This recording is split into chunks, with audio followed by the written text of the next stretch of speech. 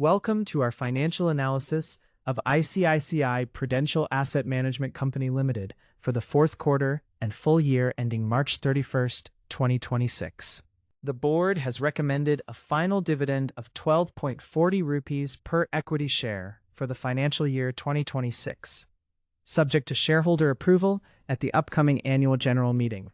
This follows 4 interim dividends paid throughout the year, totaling over 53 rupees. Total income for the quarter stood at 1,427.73 crore rupees, while revenue from operations was strong at 1,517.01 crore. Total income saw a quarter-on-quarter decline of 12.06% due to negative other income, though it grew 8.15% year-on-year. Total expenses for the quarter were 389.16 crore rupees, a decrease of 3.86% from the previous quarter.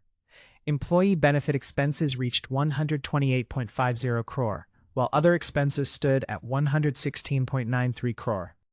Profit before tax for the quarter was 1,038.57 crore rupees. This represents a 14.79% decrease compared to the December quarter, but a healthy 13.27% growth over the same quarter last year. Net profit for the period came in at 763.42 crore rupees, with a PAT margin of 53.47%. Profitability decreased by 16.76% sequentially, but increased by 10.37% on a year-on-year basis. The earnings per share for Q4 was 15.45 rupees.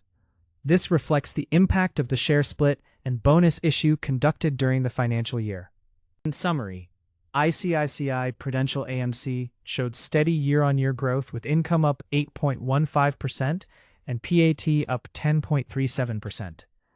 Despite a sequential dip, the company maintains very strong net profit margins above 50%. That concludes our analysis. Thank you for watching. Please consult a financial advisor before making any investment.